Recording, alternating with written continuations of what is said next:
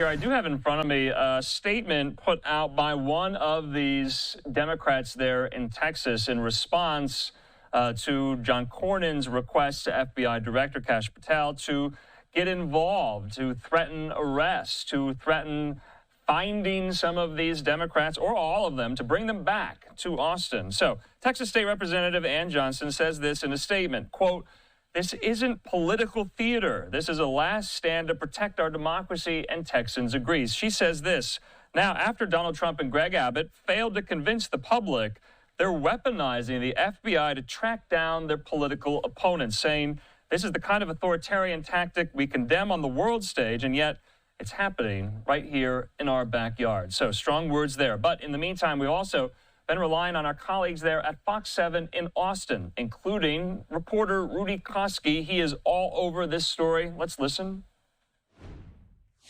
Members of this Select Senate Committee on Redistricting Thursday held what may be the last public hearing this special session on the controversial issue. The proposed map of new voting lines posted in this Capitol Extension Committee room is filed as SB 4.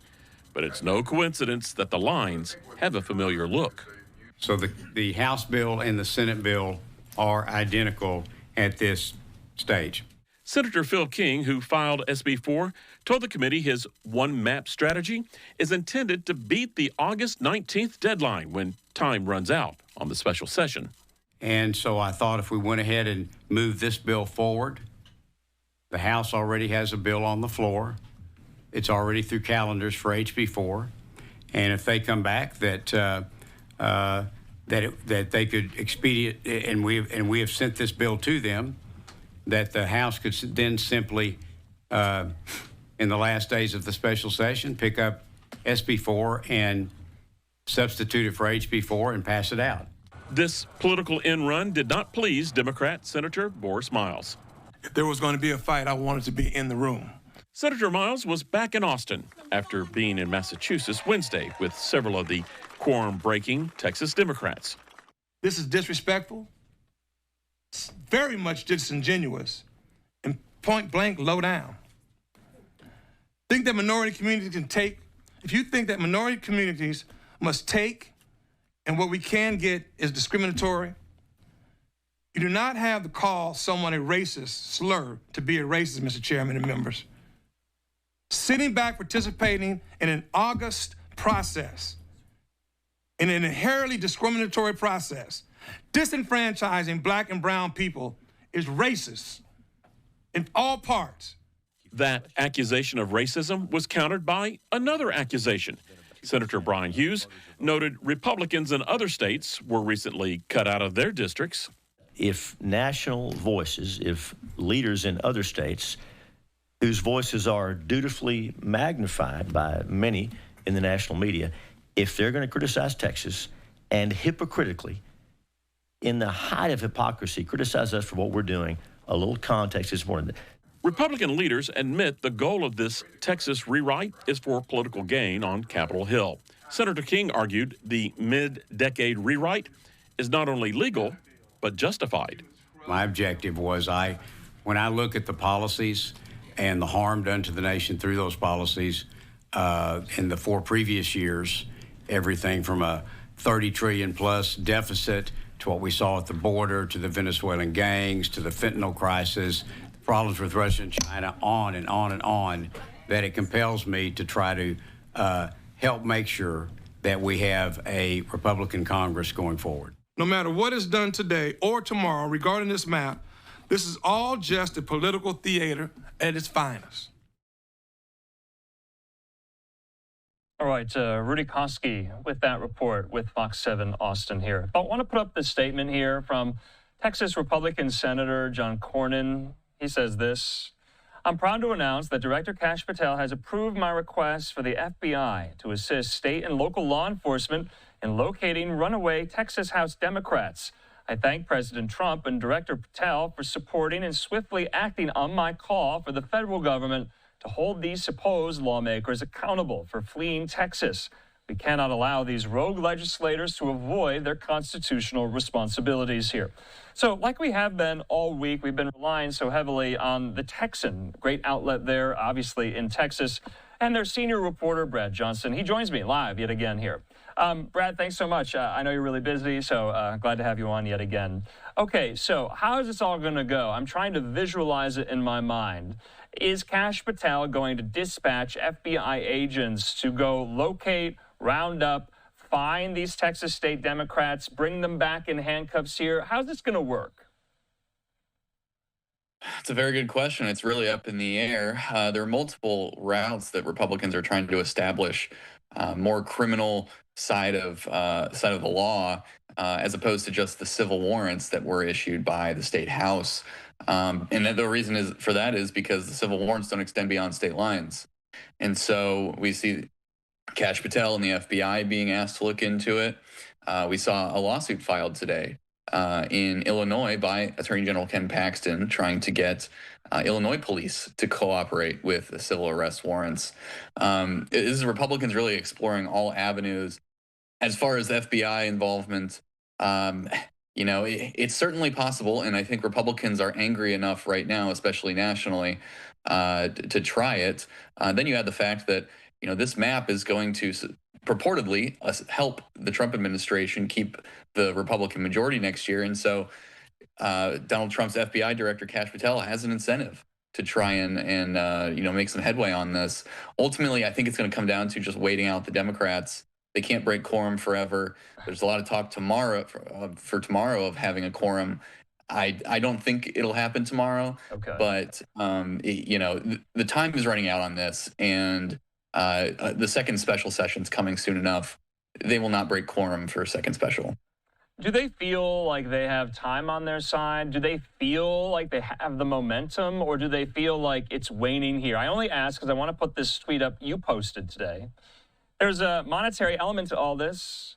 So the Speaker of the Texas House, Dustin Burrows, just sent a memo out to House representatives saying that quorum-breaking members must pick up their pay in person via check. No direct deposit allowed for these absent Democrats here. Is that going to sink into them? Possibly, although keep in mind, they get paid $600 a month plus per diems during session. So it's not that much money. The money's not really the important thing here. The important thing is if they show up to get their check, then they will be taken to the House floor and essentially locked in there and until quorum is established. And so this is among the lesser of the tactics, I'd say, that may have an effect. But maybe it works, maybe it doesn't. They're kind of, Republicans are throwing everything at the wall they can. Yeah. The monetary side comes in, especially on the fines. And I think we talked about the other night, but that's $500 a day. So, Brad, I had asked you a couple of days ago whether or not any of these Texas state Democrats are worried that there's going to be political backlash, that this tactic they are using, some are calling it a stunt, is not going to redound to their benefit. And I'm only asking you this because what we have seen now in the last several days is almost, I've heard it termed this way, a redistricting arms race going on in red states and blue states now, saying essentially that, okay, well, if Texas is going to do it, we're going to do it. If we're Illinois, if we're Indiana, if we're California, if New York here. So for these Democrats who have fled the state here, do they realize that this is having that effect, that maybe this is, boomeranging back to them, not in a good way? I think they do realize that. They also realize the time crunch that these other blue states are in, either for the fact that they're so gerrymandered already that there's really no more seats they can squeeze out. Illinois comes to mind there. Or in the case of California, where they're coming up on a time crunch for their hoped for special election in November to amend the Constitution to approve a one-time redistricting by the legislature. The reason Texas was the guinea pig here is because both Republicans left points on the board in 21. They went for incumbent protection over trying to take as many seats as possible. And the state has drifted rightward. And so Texas, and the other reason is the sheer size of it. And so that combination of factors makes Texas the perfect guinea pig for Republicans that doesn't really exist on the Democratic side. And so, Democrats are trying to stop this. Their best case is in court after the fact. This is more of a PR fight. So, Brad, is it not lost on any of these Democrats who have decamped to Illinois that Illinois did this in their favor? Democrats did this in their favor when redrawing the Illinois congressional map. Is that irony not lost on them, or is it? I think they will, in the cold light of day, acknowledge that irony. Okay.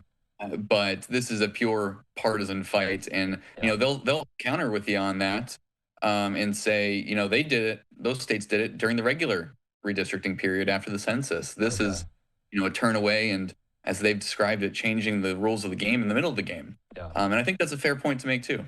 So we have a live picture there at the U.S. Capitol. I wanted to get you on this. This is kind of on the national scene.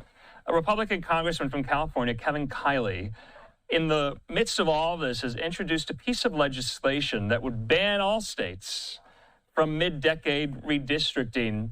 What do Texas lawmakers think about that? That's coming from a Republican from California. They are not even considering that right now. They're focused on passing this map to, as they see it, even the score, even the playing field between them and states like Illinois and California who've maximized their hold on congressional delegations. But you mentioned the redistricting arms race earlier. If that really does spiral, I think we'll end up in a place like this where everyone's just so sick of it and Congress passes a law that prohibits mid-decade redistricting or seriously restricts it under certain circumstances. It's not hard to see this playing out that way. All right, Brad Johnson there with the Texan. Brad, good to see you. Great reporting as always. Talk soon. Thanks, Andrew.